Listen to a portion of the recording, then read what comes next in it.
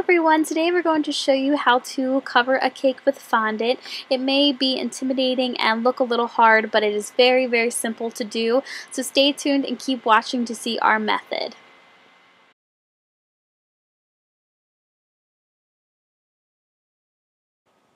The supplies and tools you will need are fondant, Crisco, a fondant cutter wheel, or you can use a pizza wheel, a fondant smoother, scissors, as well as a large rolling pin to roll out your fondant. We love this Wilton rolling pin. It's non-stick and it's great when rolling out your fondant. We're going to be working on a cake dummy today for the purpose of this video, but you of course would want your cake.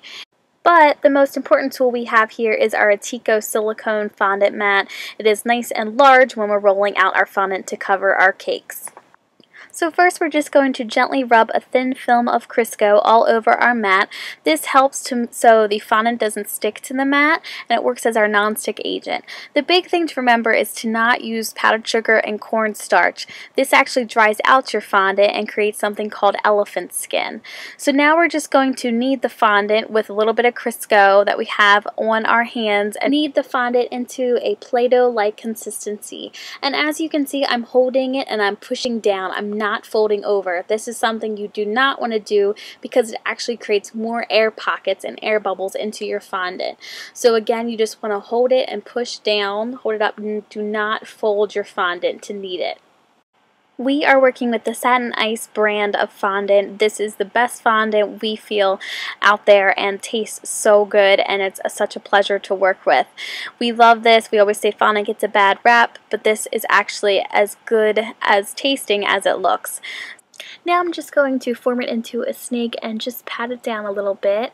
Then I'm just going to put some Crisco on my rolling pin to make it so it doesn't stick to the fondant, and I'm just going to roll. Now the big thing is to not actually roll your rolling pin, you're just going to push it. We find this way works the best when rolling out our fondant, and it creates it so you avoid actually leaving maybe indents and dents in your fondant. You can see now I'm pushing the rolling pin. I'm not rolling it as I was before, and this is the main thing you want to do. As you can see, the fondant is very thin over here and it comes out further than what we want to use to cover our cake. So we're going to use the method patchwork. This is great so you don't have to pick up your fondant and keep rolling it again. All you do is just put the fondant right where you want it or where it's a little too thin and just pat it down and roll over it. You can see how easy it is, and it just blends right in with the fondant to make it so it's big enough for what you want to cover your cake. And just lightly smooth your fondant. Just keep rubbing so it doesn't dry out. I'm going to do the patchwork one more time. Just cut that off the top, and then we're just going to patch it up on the side here. And this is, like I said, a great method. You don't have to pick up your fondant if it's not big enough to cover your cake and start over again. Just keep rolling and spreading it out big enough for your cake. We're just going to keep rolling the fondant till it's as big as we need it for our cake, and make sure it's all nice and even. There's no thin spots or anything like that. You want to make sure you can't see your mat through your fondant because that is way too thin when you're covering your cake. Now we're ready to cover our cake, and we're going to actually flip our mat over top of our cake, line it up to make sure that the fondant is big enough, and just gently pull the fondant away from the mat. This is our favorite method to use because it's so simple and easy. You don't have to worry about rolling it up on top of the rolling pin and transferring it over to the cake. It is so much simpler to just use your mat as your tool to cover your cake.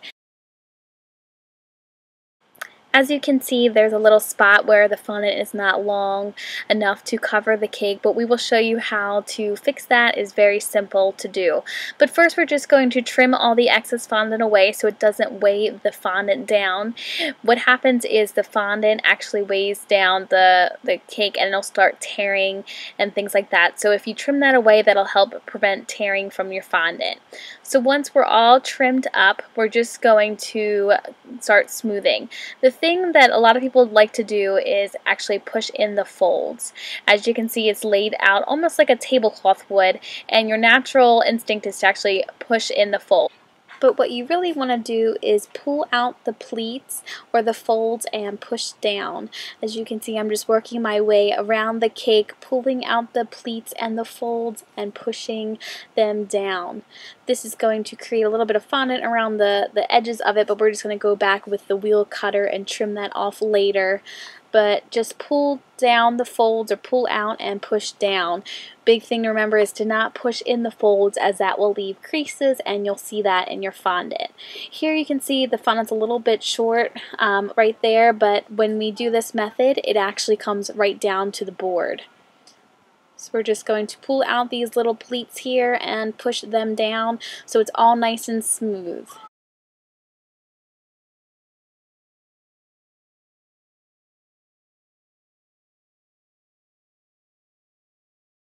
So just continue to rub and kind of smooth your cake.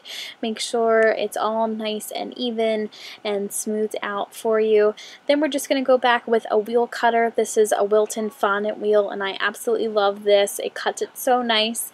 And just trim it around, you know, the side of the cake and trim all that excess fondant. Make sure to put your fondant away in the container or in a bag so it doesn't dry out. Never leave it out because it will dry up.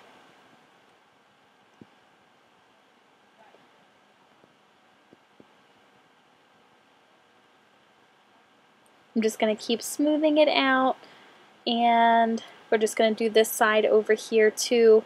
Pull down the pleats and push down.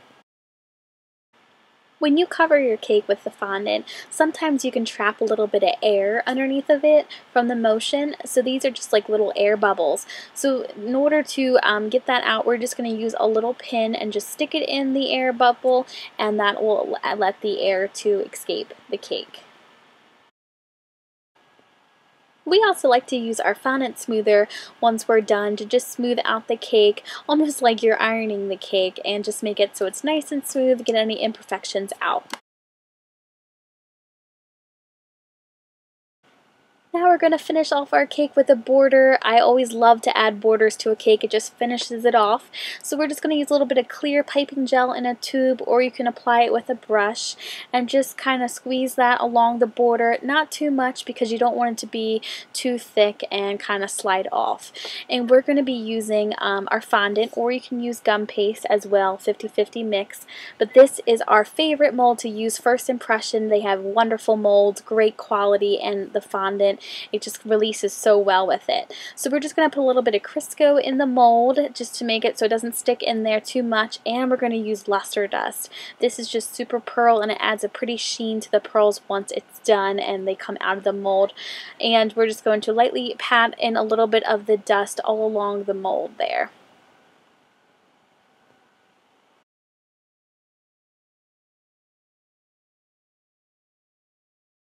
Now prepare to be amazed and see how easy it is to make this strand of pearls, and it comes out so simple and easy. All we're going to do is just squeeze in a little bit of fondant. I rolled it into a snake, and then I'm just going to start forming it into the cavities there. As you can see, I kind of go back. If I see any excess that goes over top of the cavity, I kind of just work it in and then make it so it's all in the mold, no excess over top. If you have any excess over top though, or it comes out, you know, over the cavity, that's fine. Later on, once we take it out of the mold, you can just trim it off and just move it away with a tool or a palette knife, as we'll show you later. Now that I've done enough pearls, all you're going to do is just flip over the mold and pull it back, and the pearls come out just like this. So simple and easy. You don't have to wiggle with it or, you know, move it a lot or, you know, kind of shake it out. They release so easily and they come out so beautiful. Now I just see a little bit of places that I missed, so I'm just going to go back with my palette knife and then just trim off a little bit of the excess fondant that came over top of the mold there. But you can see they're so beautiful, all, you know, perfect shape. They didn't extend or, you know, squish or anything like that. They came out so beautiful. And then just to attach it, I'm just going to separate it and then just move it up to the cake. I already have the piping gel down so it sticks perfectly. And the good thing about this mold is if you do break it up, or if you run out and you have to make more, the pearls match perfectly. You don't see that you stopped and started or anything like that. The border blends in and it matches and meets perfectly to create that pretty pearl border. Thank you guys so much for watching. I hope this inspired you and gave you some ideas in order to, if you're just beginning to work with fondant, or you just wanted to learn how to cover a cake. It really is simple to do, and we prefer working with fondant than buttercream. It's just so much easier to cover a cake. I hope you enjoyed. Thank you so much for watching, and don't forget to subscribe.